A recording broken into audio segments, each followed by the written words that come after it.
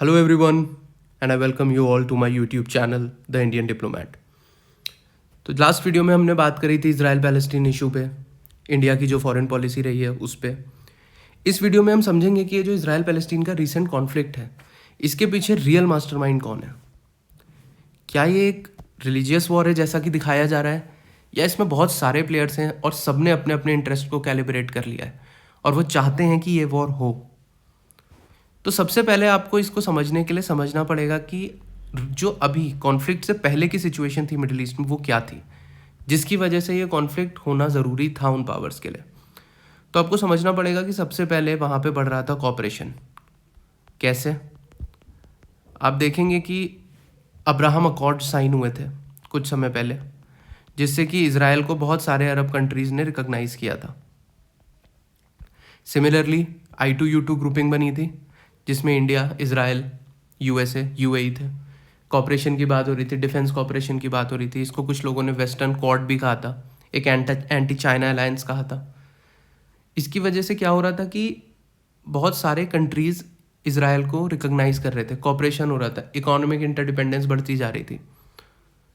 और क्या हो रहा था, अभी अभी G20 में एक IMEC प्रोजेक्ट लॉन्च किया गया था, India middle east Europe corridor. ये इन 3 जगहों को कनेक्ट करता, इंफ्रास्ट्रक्चर ग्रोथ होती, आइडियाज़ ग्रोथ होती, इकोनॉमिक टाइज डीपन होते। तो इतना सब हो रहा था। अब इस IMEC प्रोजेक्ट में सऊदी अरेबिया और इजराइल दोनों पार्ट थे, जो कि शुरू में दुश्मन माने जाते थे। तो एक रीसेटिंग ऑफ इक्वेशंस हो रहा था।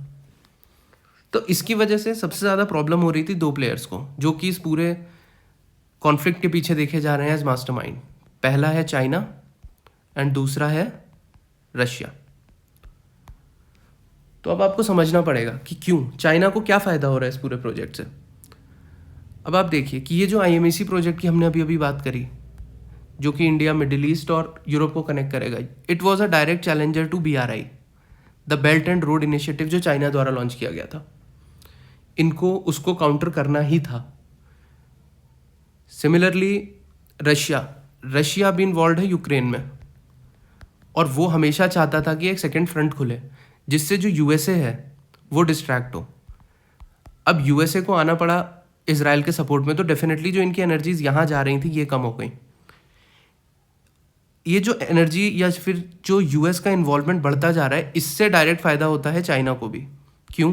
क्योंकि अगर चाइना को ताइवान पे अटैक करना है तो उसको एक डिस्ट्रैक्टेड USA ही चाहिए। उसे नहीं चाहिए कि एक ऐसा US हो जो अपनी पूरी एनर्जी से आए। ठीक है।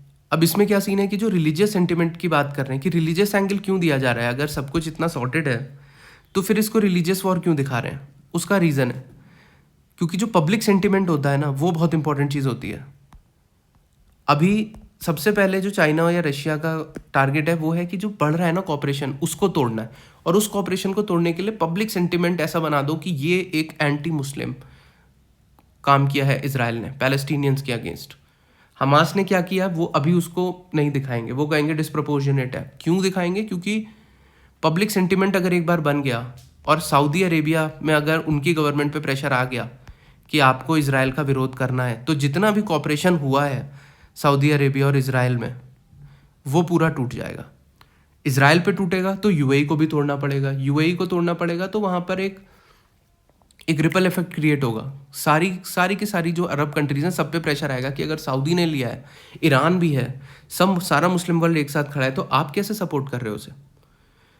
तो अभी जो है ना रिलीजियस एंगल दिया जा रहा है, एक्चुअली रिलीजियस नहीं है, क्योंकि जब मीडिया हाउसेज से कहते हैं कि एक रिलीजियस है, तो इसमें आप देखोगे तो केवल 5 कंट्रीज हैं मुस्लिम जिन्होंने अभी सपोर्ट किया है। Iraq, Iran, Libya, Yemen and Syria, केवल इन्होंने सपोर्ट किया ऑफिशियली, बाकियों ने नहीं किया। बट तब भी इसे रिलीजियस वॉर दिखाया जा रहा है, क्योंकि पब्लिक सेंटिमेंट क्रिएट करना है, क्योंकि प्रेशर डालना है। ओके।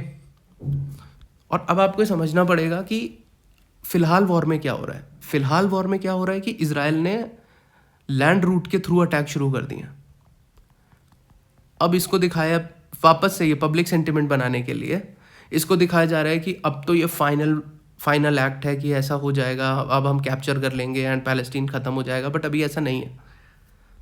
क्यों नहीं है? क्योंकि आपको समझना पड़ेगा कि हमास अकेले दम पे इतना कुछ नहीं कर रहा था, इतनी मिसाइल्स नहीं मार रहा था। उसे जो सपोर्ट चाइना रशिया से मिल रहा है ना, वो चाहता है कि इजराइल एंटर करे।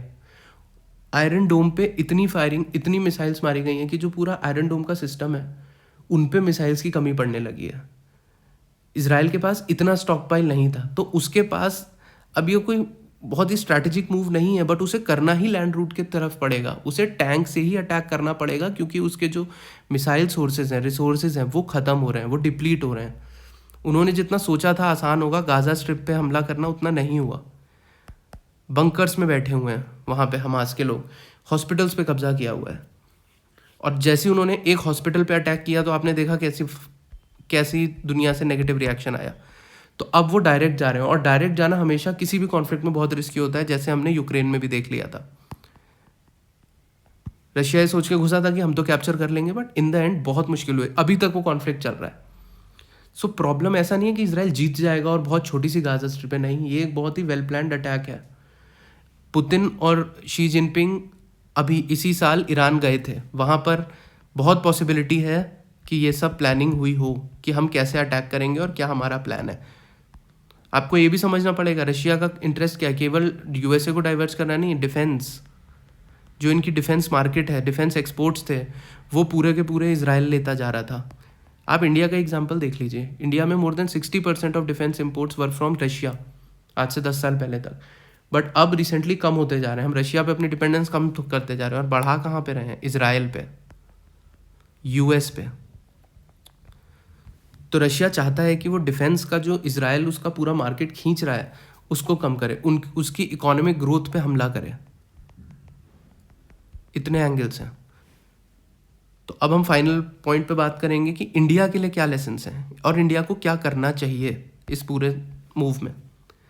तो आप ये समझिए कि इजराइल का जो इंटेलिजेंस सिस्टम है, जो डिफेंस सिस्टम है, वो इंडिया से काफ़ी एडवांस्ड है। टेक्नोलॉजी के मामले में इंडिया इजराइल से बहुत पीछे है। तो इंडिया को बहुत कॉशियस रहना पड़ेगा कि अगर मोसाड फेल हो गई, मोसाड वहाँ की जो इंटेलिजेंस एजेंसी है, अगर वो फेल हो गई इतने बड़े अटैक को प्रीएम्प्ट करने में, तो फिर ऐसा अटैक इंडिया पे कभी भी हो सकता है। और इंडिया को सबसे पहले तो जो अपना न्यूट्रल स्टैंड है ना, उसको छोड़ना पड़ेगा मेरे हिसाब से। ये मेरी एनालिसिस है, क्योंकि वॉर में आपको कन्फ्यूजन नहीं चाहिए। अगर एक वॉर है तो आपको देखना पड़ेगा, आप एंटी टेररिज्म हो तो आपको इस समय इजराइल की साइड लेनी पड़ेगी, क्योंकि इजराइल के पास ऑप्शन नहीं है। अगर इजराइल अटैक नहीं करेगा ना गाज़ा पे पलट के, जो हमास ने अटैक किया, तो उनके पास है क्राइसिस ऑफ कॉन्फिडेंस हो जाएगी। जैसे इंडिया ने 2008 में अटैक नहीं किया था पलट के, तो सुषमा स्वराज ने बयान दिया था कि चूड़ियाँ क्यों नहीं पहन लेते। इसी की वजह से जब पुलवामा पे अटैक हुआ तो इंडिया ने पलट के जवाब दिया था, और उसकी वजह से एक इंडिया की क्रेडिबिलिटी बढ़ी थी।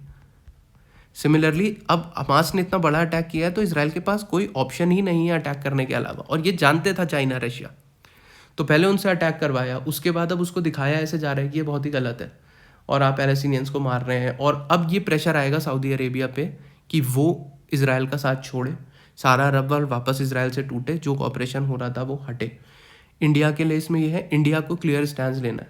आप इसराइल का लें, पैलेस्टीन का लें, जिसका भी लें, पर आपका विजन क्लियर होना चाहिए। आपको कहीं ना कहीं देखना पड़ेगा कि अगर चाइना इतनी दूर बैठ के अपना इंटरेस्ट सेट करने के लिए इसराइल पे अटैक करा सकता है उनके अंदर से, तो इंडिया सेफ नहीं है। हमें चाइना को काउंटर करना है। इसराइल का हमें, जितनी मेरी एनालिसिस कहती है, हमें इसराइल का सपोर्ट करना चाहिए, और उसका सपोर्ट करने, क्योंकि वो अभी हमारी वॉर लड़ रहा है। अगर वो अपने दम पे चाइना से लड़ रहा है, रशिया से लड़ रहा है, टेररिज्म से लड़ रहा है, तो इंडिया शुड स्टैंड। और ये इंडिया का लॉन्ग टर्म भी रहा है कि टेररिज्म के अगेंस्ट जहाँ पे भी बात होगी इंडिया खड़ा रहेगा। So this was the video. आप लोगों को अगर कोई और आइडियाज़ हो तो बोलें, हम चाहते हैं कि एक अच्छी इंटरनेशनल रिलेशंस पे बात करने वाली कम्युनिटी बने। So thank you.